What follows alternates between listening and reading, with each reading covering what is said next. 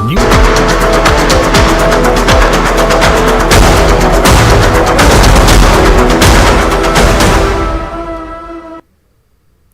नाज़रीन, DDC elections पहली मरतबा जम्मू कश्मीर में हुए और काउंटिंग का अमल जो है वो जारी है। धीरे धीरे रुझानात जो है वो विन में तब्दील होते जा रहे हैं। अगर हम अभी के ट्रेंड्स की बात करें तो आपको बता दें कि अलायंस में जो एनसी पार्टी है, नेशनल कॉन्फ्रेंस है, उसको 47 सीटों पर जो है लीड हासिल है। वहीं अगर हम बात करें बीजेपी की, 46 सीटों पर बीजेपी लीड करती हुई नजर आ रही है। 4 सीटों पर बीजेपी ने जीत दर्ज कर ली है। कांग्रेस की अगर हम बात करें, कांग्रेस ने 20 सीटों पर लीड कर रही है, वहीं 2 सीटों पर जीत भी दर्ज कर ली है। अगर हम बात करें पीडीपी की तो 12 सीटों पर पीडीपी लीड कर रही है, वहीं 10 सीटों पर पीडीपी जो है जीत दर्ज कर चुकी है। अदर्स की बात करें तो 41 सीट्स पर अदर्स जो है वो लीड कर रहे हैं। 13 सीटों पर जीत दर्ज हो चुकी है। अपनी पार्टी की अगर हम बात करें तो 7 सीटों पर लीड करती हुई नजर आ रही है। वहीं अगर हम बात करें जेकेपीसी की तो 5 सीटों पर लीड कर रही है। और अगर हम बात करें नेशनल कॉन्फ्रेंस की तो 47 सीटों पर नेशनल कॉन्फ्रेंस आगे बढ़ती हुई नजर आ रही है। इस वक्त जो है रुझानात आपको बता रहे हैं, धीरे धीरे रुझानात भी जो है वो विन में तब्दील हो रहे हैं। और अगर बात करें शोपियां की तो शोपियां केलर 2 से अपनी पार्टी के उम्मीदवार इरफान मिन्हास वो जीत दर्ज कर चुके हैं। शोपियां केलर 2 की हम बात कर रहे हैं। शोपियां केलर 2 से जम्मू कश्मीर अपनी पार्टी के कैंडिडेट इरफान मिन्हास ने जीत दर्ज कर ली है। काफी अहम ये डीडीसी इलेक्शंस, जिस तरह की उम्मीद जताई जा रही थी कि डीडीसी इलेक्शंस में किस तरह की वोटिंग होगी और लोगों की कितनी इन्वॉल्वमेंट होगी, लेकिन उसके बरअक्स जिस तरह की वोटिंग इस बार हुई है, वोटिंग का अमल जिस तरह से हुआ है वो काफी बेहतर रहा है। हमने देखा कि इससे पहले पंचायत इलेक्शंस भी हुए जम्मू कश्मीर में, पार्लिमानी इलेक्शंस हुए, तो उनमें इस तरह से लोगों का इन्वॉल्वमेंट नहीं दिखाई दिया जिस तरह से डीडीसी इलेक्शंस में लोग जो है बढ़ चढ़कर वोट दिए। वोटिंग परसेंटेज डीडीसी इलेक्शंस में काफी बेहतर नजर आई। वहीं पर वोटिंग का जो पूरा अमल रहा, 8 फेज में वोटिंग हुई, 20 डिस्ट्रिक्ट्स में जम्मू कश्मीर के वोटिंग हुई और वोटिंग काफी पुरअमन तरीके से, कुछ इंसिडेंट्स के अलावा पुरअमन तरीके से हुई। और इन 20 डिस्ट्रिक्ट्स में हमने देखा कि लोगों ने वोटिंग के अमल में पार्टिसिपेट किया, वोटिंग बिल्कुल दी और इन बुनियादों पर दी कि उनके जो मसाइल है, जो लोकल मुद्दे हैं, उनको हल किया जा सके। जब लोगों से हमारे नुमाइंदों ने, न्यूज़ 18 उर्दू के नुमाइंदों ने बात की तो तमाम का यही कहना था कि उनका वोट सिर्फ उसी कैंडिडेट को जाएगा जो हमारे लोकल मुद्दे हैं, जो हमारे मसाइल है, जो हमारे ज़मीनी सतह पर मुद्दे हैं, उनको जो हल कर पाएंगे, हमारा वोट उनको जाएगा। तो यहाँ पर हमने देखा कि बीजेपी का जो कैंपेन रहा वो भी लोकल मुद्दों को लेकर रहा। यही नारा था बीजेपी का कि डेवलपमेंट होगी, जो रूट सतह पर बीजेपी कोशिश यही करेगी कि डेवलपमेंट हो। वहीं पर हमने देखा जो अलायंस की पार्टियां हैं, यानी कि गुपकार डिक्लेरेशन की जो अलायंस में पार्टियां हैं, 6 पार्टियां हैं, उनका बेसिक मुद्दा, हालांकि उन्होंने भी डेवलपमेंट के मुद्दे उठाए, लेकिन उनका मेजर मुद्दा जहां पर कहे वो ये था कि 370 को हटाया गया, स्टेटहुड नहीं रही। तो मेजर मुद्दे ये थे, यानी कि डायरेक्ट टारगेट यहां पर बीजेपी को अलायंस पार्टियों के द्वारा किया गया। और वहीं हमने देखा कि बीजेपी के जो बड़े चेहरे हैं, यानी कि बीजेपी के जो नेशनल लेवल के चेहरे हैं, वो मैदान में उतरे, वो खुद मैदान में उतरे। शहनवाज हुसैन को हमने देखा, स्मृति ईरानी को देखा कैंपेनिंग के लिए। बड़े चेहरे बीजेपी के वो मैदान में उतरे, कैंपेनिंग की गई जोरों शोरों से। बड़े लीडरान के द्वारा बीजेपी के जरिए कैंपेनिंग जम्मू कश्मीर में डीडीसी इलेक्शंस के लिए की गई और तमाम तर ने यही मुद्दे उठाए, जो जमीनी सतह पर लोगों के मसाइल है उनको उठाया। जो हर जिला है, हर कॉन्स्टिट्यूंसी है, वहां तक बीजेपी के लीडर्स पहुंचे। तो एक बड़े पैमाने पर बीजेपी ने कैंपेनिंग की और उसका जो हम रिजल्ट भी रुझानात में अभी देख रहे हैं, 45 सीट्स पर बीजेपी लीड कर रही है।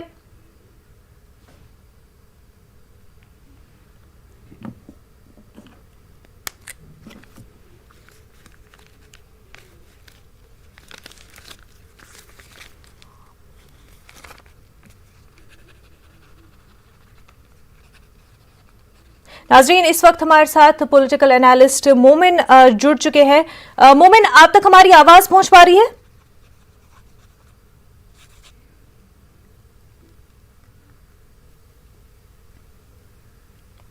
मोमिन, आपसे जानना चाहेंगे, आप तक हमारी आवाज पहुंच पा रही है?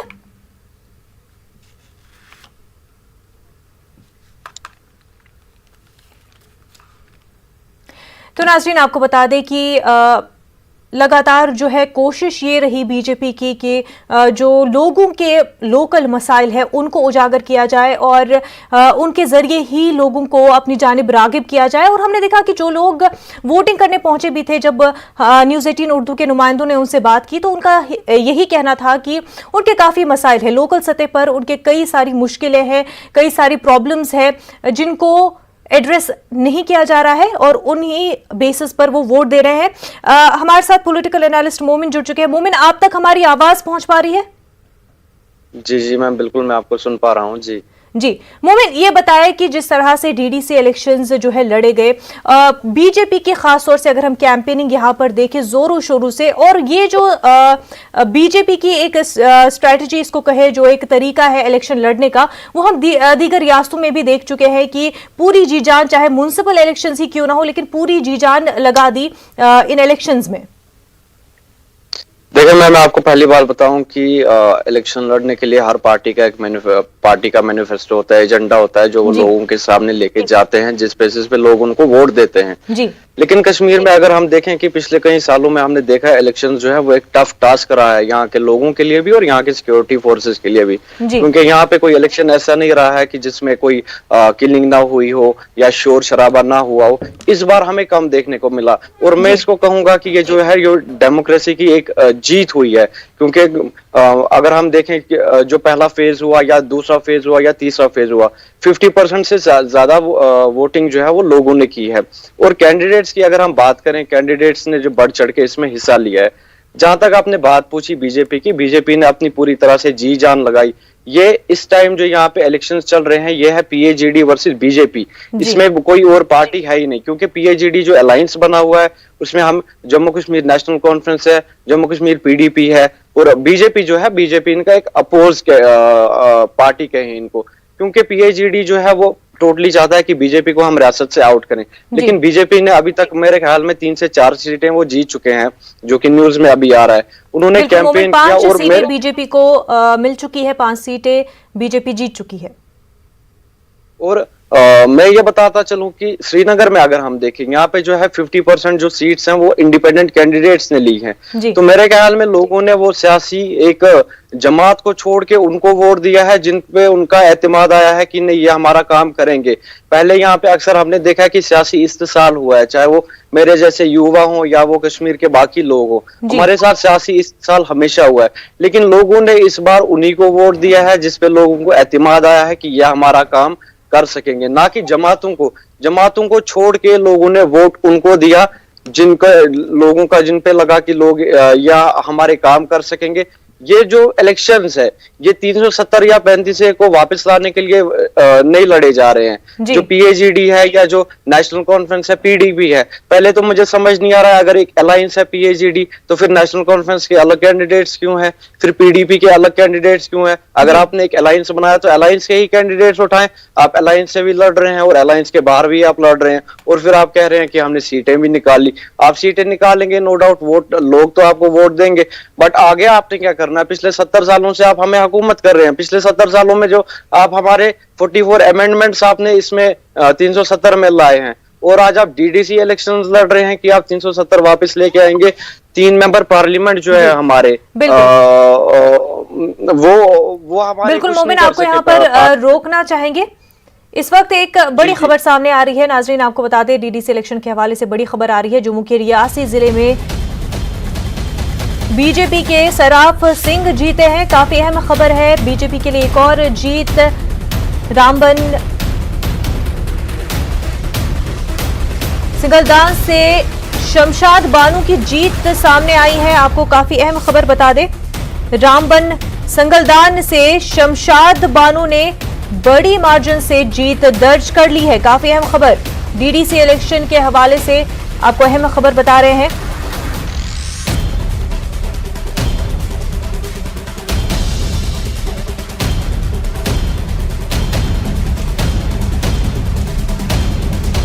तो डीडीसी इलेक्शन के हवाले से आपको लगातार अपडेट्स बता रहे हैं, बड़ी खबरें भी सामने आ रही हैं। रुझानात लगातार जो है जीत में तब्दील हो रहे हैं। हमारे साथ इस वक्त हमारे नुमाइंदे समीर भट्ट भी जम्मू से जुड़ चुके हैं। समीर, ये बताएं कि जिस तरह की उम्मीद बीजेपी से की जा रही थी कि जम्मू में बेहतर कारकर्दगी होगी, क्या उस पर खरी उतर रही है बीजेपी?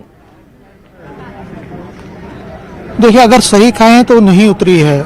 पार्टी लीडरशिप कुछ भी कहे, यहाँ पे उनके लीडर जो स्टेट लीडर हैं, जेके यूटी लीडरशिप है वो कुछ कहे, नेशनल लीडरशिप है अनुराग ठाकुर यहाँ पे जम्मू में है वो कुछ दावा करे, लेकिन जाहिर तौर पर जो जमीनी सतह पे जो रिजल्ट्स आ रहे हैं, जो ट्रेंड्स दिखा रही हैं, वो बीजेपी को बिल्कुल भी सेटिस्फाई नहीं कर पाएंगी। बीजेपी को सोचना पड़ेगा, क्योंकि बीजेपी के दावा था कि 140 सीटें जो जम्मू की है उनमें से तकरीबन 100 के करीब वो सीटें जीतेगी, और कश्मीर में भी वो उनका जबरदस्त होगा, तो वो 200 आंकड़ा पार करने की बात कर रहे थे यहाँ पे भी इस डीडीसी पोल्स में, लेकिन ऐसा होता दिख नहीं रहा है। पार्टी बहुत अच्छा नहीं कर पा रही है। हाँ, जम्मू डिस्ट्रिक्ट की बात करूं बहुत अच्छा कर रही है, 11 सीटों पे आगे है, 2 सीटों में ऑलरेडी वो जीत, एक में तो जीत चुकी है, एक में जीत के बिल्कुल करीब है, बाकी में भी बहुत आगे लीड कर रही है।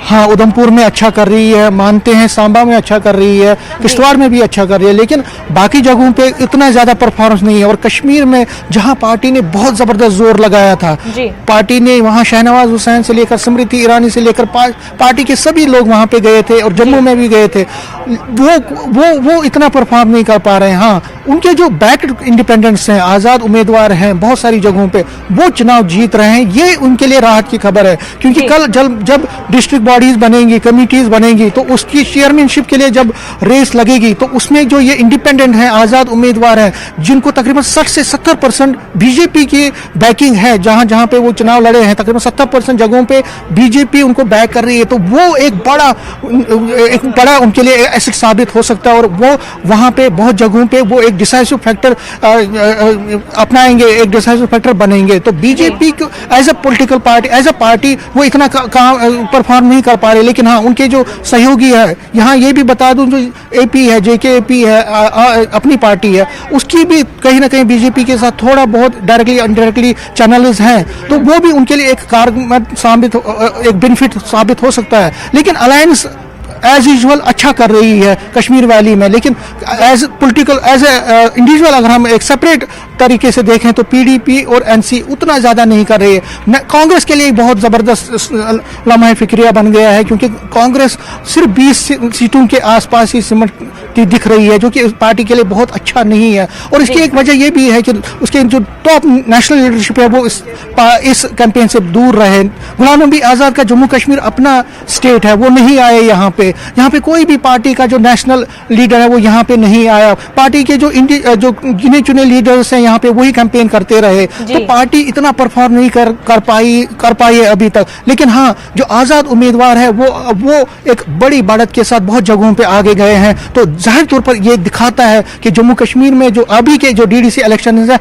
इसमें पॉलिटिकल पार्टीज के इश्यूज नहीं ज्यादा मैटर कर रहे हैं, इसमें जो मैटर कर रहा है वो नेशनल, वो लोकल इश्यूज हैं, बिजली पानी सड़क को लेकर, और जो इंडिविजुअल कैपेसिटी में जो कैंडिडेट्स हैं उनको वोट दिया जा रहा है और दिया गया है, और उसी का आज रिजल्ट निकला है। तो कहीं ना कहीं ये सियासत जो है, यहाँ की जम्मू कश्मीर की सियासत एक नई दिशा की तरफ जा सकती है, और जिसमें जो थर्ड फ्रंट, फोर्थ फ्रंट के जो लोग हैं वो इंडिपेंडेंट के सहारे कुछ अच्छा आगे कर सकते हैं अगर कल असेंबली के इलेक्शंस होते हैं। क्योंकि जो मेन पॉलिटिकल पार्टीज हैं, चाहे बीजेपी है, चाहे एनसी या पीडीपी है, वो इतना, और कांग्रेस के साथ वो इतना अच्छा नहीं कर पा रहे हैं जितना उनको एक्सपेक्टेड थी। बीजेपी के लिए ज्यादा ये चीज है, क्योंकि उसने रेफरेंडम 370 पर किया था, और डीडीसी पोल्स को उन्होंने एक रेफरेंडम बनाया था कि 370 को हमने हटाया है, लोग खुश हैं, यहाँ पे हम बहुत अच्छा कर रहे हैं। लेकिन जो ग्राउंड में चीजें चल रही है उसमें दिख रहा है कि पार्टी से बहुत ज्यादा लोग खुश नहीं है। हालांकि जम्मू डिस्ट्रिक्ट पहले स्ट्रांग होल्ड रहा है, उधमपुर में अच्छा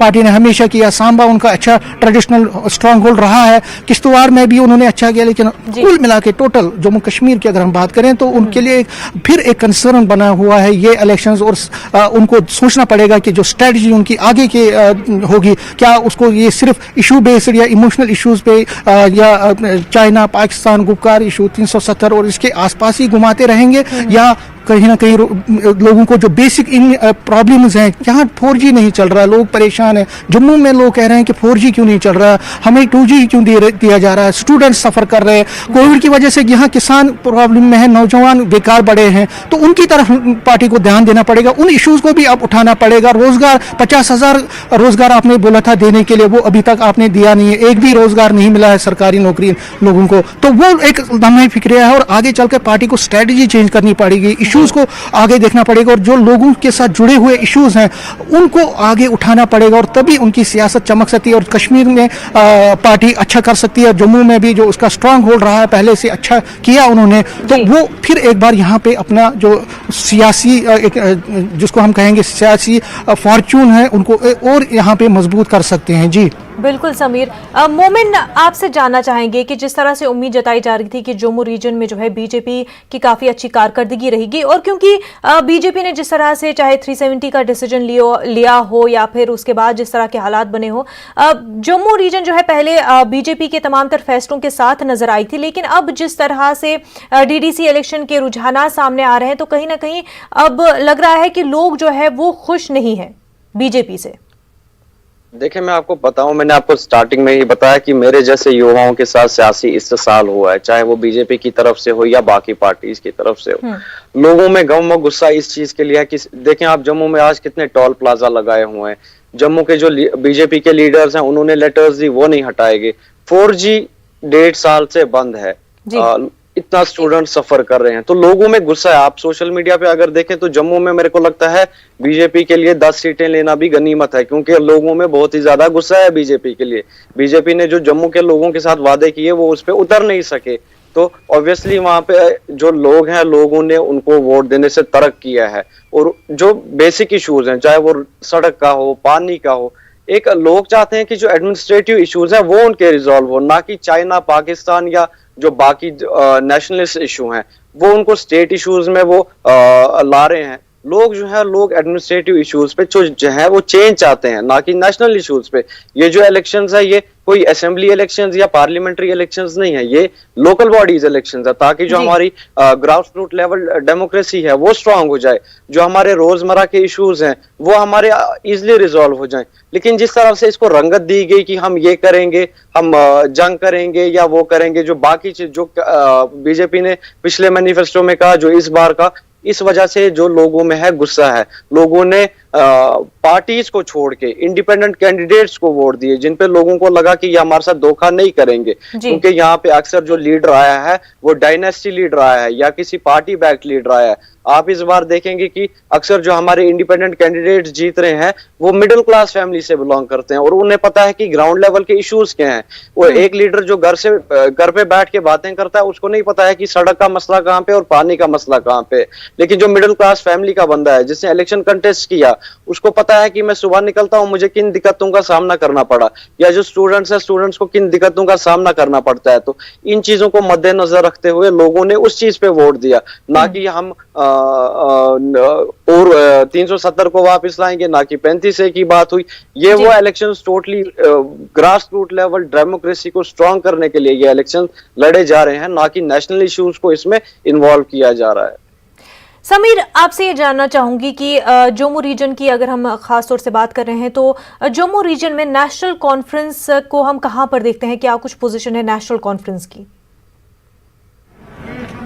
देखिए, अगर हम जम्मू डिस्ट्रिक्ट की बात करें तो नेशनल कॉन्फ्रेंस का को जो सेटिस्फेक्शन होगी वो ये है कि उनको थोड़ा जो खुशी होगी उनके वर्कर्स को और उनकी लीडरशिप को कि नगरोटा और दंसाल जो 2 सीटें हैं, जो कि नगरोटा कॉन्स्टिट्यूंसी है देवेंद्र राणा की, वो जो प्रोविंशियल प्रेसिडेंट हैं यहाँ जम्मू में, एक बड़े चेहरा है नेशनल कॉन्फ्रेंस के, उनके जो दोनों वहाँ कैंडिडेट्स हैं दंसाल से भी और नगरोटा से भी, वो आगे चल रहे हैं। और जाहिर तौर पर नेशनल कॉन्फ्रेंस के लिए ये एक थोड़ा अच्छी बात है। पुंछ में पार्टी अच्छा कर रही है, पुंछ में पार्टी ने कई सीटों पे बढ़त बनाई हुई है। पार्टी ने वहाँ पे जो उनको एक्सपेक्टेड था उससे मुझे लगता है थोड़ा ज़्यादा भी किया है, क्योंकि उतना उनको एक्सपेक्ट नहीं था, लेकिन अच्छा कर रही है वहाँ पे पार्टी नेशनल कॉन्फ्रेंस। बाकी जगहों पे जैसे मैंने आपको कहा, उधमपुर में बीजेपी बिल्कुल है, वहाँ पैंथर्स पार्टी दूसरे नंबर पर है, नेशनल कॉन्फ्रेंस कहीं नहीं दिख रही है, सांबा में कहीं नहीं दिख रही है, कठुआ में नहीं है। तो कुल मिला के अगर हम जम्मू डिवीजन की बात करें तो जम्मू डिवीजन में डोडा चुनाव बेल्ट में कुछ जगहों पे छोड़ के, और जम्मू में 2 सीटें जो उनको आ रही हैं उसको छोड़ के, तो नेशनल कॉन्फ्रेंस का कोई बहुत ज़्यादा यहाँ पे दबदबा नहीं है, कोई बहुत ज़्यादा उनको टर्न भी दिखा नहीं रहे हैं। वजह ये भी है कि नेशनल कॉन्फ्रेंस की जो टॉप लीडरशिप है वो यहाँ पे जम्मू में कंसंट्रेट ही नहीं कर पाए, ना वो कश्मीर में ज़्यादा कर पाए ना जम्मू में, क्योंकि जो फारूक अब्दुल्ला और उमर अब्दुल्ला जो सबसे बड़ा चेहरा है पार्टी के, वो कैंपेन नहीं कर पाए उस हिसाब से जितना उनको वो करना चाहते थे, क्योंकि कोविड की, कोरोना के सोशल गाइडेंस की वजह से फारूक अब्दुल्ला और उमर अब्दुल्ला दोनों अंदर रहे, और उन्हें जब कैंपेनिंग चल रही थी तो वो ज़्यादा बाहर नहीं निकले। तो ये एक बहुत प्रॉब्लम है। हालांकि पार्टी की जो यहाँ लोकल लीडरशिप है जम्मू की, उन्होंने कैंपेन किया, जगह जगह घूमे वो, लेकिन अलायंस भी अच्छी तरह से उनका बैठ नहीं पाया, चाहे पीडीपी के साथ या कांग्रेस के साथ। कांग्रेस ने तो पहले ही वो पीछे हट गए, पीडीपी के साथ भी कई जगहों पे वो लड़ रहे हैं, मतलब उनके साथ फाइट है उनकी। हालांकि गुपकार अलायंस अगर कश्मीर की बात करें तो वहाँ बहुत जगहों पे वो इकट्ठे लड़ रहे हैं, लेकिन अगर जम्मू की बात करें कई जगहों पे पार्टियां एक दूसरे के खिलाफ लड़ रही हैं, तो उसका भी नुकसान पार्टी को हुआ। और जिस तरह से फारूक अब्दुल्ला के कुछ स्टेटमेंट्स आए, पार्टी के कुछ स्टेटमेंट्स आए, वो यहाँ के जम्मू डिवीजन के लोगों को कुछ अच्छा रास नहीं आया, क्योंकि यहाँ पे बहुत एक दूसरा ही माहौल है, जो कश्मीर का माहौल है वो उससे थोड़ा डिफरेंट सेंटिमेंट यहाँ पे होता है, तो उसका नुकसान पार्टी को उठाना पड़ा है। और सही सी बात यह भी है कि लोग एक अच्छे कैंडिडेट्स की भी तलाश में भी थे, तो अच्छे कैंडिडेट्स अगर उनको दूसरी पार्टीज में मिले, इंडिपेंडेंस में मिले या अपनी पार्टी में मिले या बीजेपी में मिले, तो उसका भी नुकसान पार्टी को, नेशनल कॉन्फ्रेंस को हुआ है। लेकिन हम ये कह सकते हैं कि कई जगहों पे अच्छा किया उन्होंने, कई जगहों पे वो दूसरे नंबर पे भी हैं इस टाइम के रेस में, कुल मिला के पार्टी के लिए। लेकिन मैंने फिर कहा कि सबसे ज्यादा नुकसान कांग्रेस को जम्मू में हुआ है। कांग्रेस का एक बहुत ट्रेडिशनल स्ट्रांग होल्ड था जम्मू, कई आप याद कीजिए, यहाँ सिर्फ कांग्रेस था। जम्मू डिवीजन में कांग्रेस का एक दबदबा था, उनका एक जबरदस्त एक रहता था, लेकिन आज कांग्रेस सिमट गई है। जम्मू डिस्ट्रिक्ट में एक भी सीट पर आगे नहीं है। आप देख सकते हैं कितना जबरदस्त सेटबैक है पार्टी के लिए कि जम्मू सिटी में, जम्मू डिस्ट्रिक्ट में पार्टी कभी यहाँ पे जबरदस्त दबदबा होता था उनका, चाहे सतवारी से लेकर अखनूर में दोनों सीटें उनकी पहले होती थी। यहाँ मीरा साहब हो, बाकी जगहों पे जो असेंबली पोल्स की अगर मैं बात करूँ, असेंबली कॉन्स्टिट्यूंसी की, वहाँ कुछ नहीं है, पार्टी ब्लैंक है, जीरो है। तो कई जगहों पे पार्टी को बहुत नुकसान उठाना पड़ रहा है। यहाँ उधमपुर में देखिए पार्टी कहीं नहीं दिख रही है, सांबा में, कठुआ में, बाकी जगहों पे पार्टी बिल्कुल भी अच्छा नहीं कर पा रही। तो कांग्रेस के लिए सबसे बड़ा है, क्योंकि कांग्रेस जम्मू डिवीजन में हमेशा एक अच्छा स्ट्रांग होल्ड उनका रहा है। बीजेपी 2009 के बाद जब अमरनाथ रो हुआ था 2008-9 में, उसके बाद यहाँ पे बहुत ज्यादा अच्छा कर पा रही है, तब से लेकर आज तक अच्छा किया उन्होंने। लेकिन उससे पहले आप याद कीजिए, यहाँ एमपी भी कांग्रेस के होते थे, यहाँ पे कांग्रेस के मिनिस्टर्स भी राज करते थे, लेकिन आज देखिए कांग्रेस का हाल। कांग्रेस जो है जम्मू रीजन पर काफी ज्यादा स्ट्रांग पोजीशन बनाए रखी थी। मोमिन, हालांकि ये सिर्फ जम्मू रीजन की बात नहीं है, अगर हिंदुस्तान में कहीं पर भी देखें तो कांग्रेस की पोजीशन पहले से बहुत ज्यादा खराब हो चुकी है, परफॉर्मेंस चाहे किसी भी इलेक्शन की हम बात करें। लेकिन अगर हम जम्मू कश्मीर की ही बात करें तो कांग्रेस क्योंकि स्ट्रांग होल्ड रखा करती थी लेकिन अब नहीं रखती, इसकी वजह आप क्या समझते हैं? लैक ऑफ लीडरशिप, क्योंकि कांग्रेस के पास जो लीडर्स हैं वो सामने आ नहीं रहे हैं। हमने यहाँ पे अक्सर देखा है, आप जितने भी नौजवानों को आप सुनेंगे यहाँ पे या उनसे बातचीत करेंगे, सबका यही कहना है कि हम डायनेस्टी पॉलिटिक्स को अब खत्म करना चाहते हैं। यहाँ पे एक अगर मिनिस्टर था तो फिर उसका बेटा मिनिस्टर बनता, फिर उसकी वो पूरी वो पीढ़ियां चलती, 7 पीढ़ियां सियासत में आती, लेकिन वो चीज यहाँ पे खत्म हो गई है, जिसकी वजह से कांग्रेस को बहुत बड़ा नुकसान उठाना पड़ा। और इसकी दूसरी चीज यह है जी, कांग्रेस ने जो वादे कश्मीर के लोगों के साथ किए या बाकी लोगों के साथ किए, उन पे वो खरा नहीं उतर पाए, उन्होंने वो पूरा किया नहीं। लोगों को अभी भी याद है, अफजल गुरु को जब फांसी दी गई तो तब कांग्रेस भी हुकूमत में थी, एक तो वो गुस्सा है। और बाकी भी जो इश्यूज हैं, जब कांग्रेस सेंटर में उनकी हुकूमत थी, उन्होंने कश्मीर के साथ जो वादे किए वो पूरे कर नहीं पाए। हालांकि उनके साथ रीजनल पार्टीज भी कोलिशन में रही हैं कश्मीर में। हमने कश्मीर में अक्सर देखा है, यहाँ पे एक कोलिशन गवर्नमेंट बनी है, फुल फ्लैश में गवर्नमेंट बहुत ही कम हमने देखा है। और 70 सालों में कोई ऐसा काम हुआ नहीं है जो युवा चाहते हैं। लेकिन आजकल कश्मीरी जो नौजवान हैं, ये बाहर घूमते हैं, इन्होंने दुनिया के हर कोने कोने में अपनी छाप डाली है। और जब ये वापस आए और इन्होंने देखा कि हमारे साथ सियासी इस्तेसाल हुआ, हमारे लीडरों ने हमें कैसे लूटा है। कांग्रेस की जहां बात हम करें, कांग्रेस ने जो वादे किए लोगों से वो हुआ नहीं, जो इंफ्रास्ट्रक्चर की उन्होंने बातें की वो हुआ नहीं, यहाँ पे स्पोर्ट्स का इतना ज्यादा टैलेंट है उसको उन्होंने प्रमोट नहीं किया।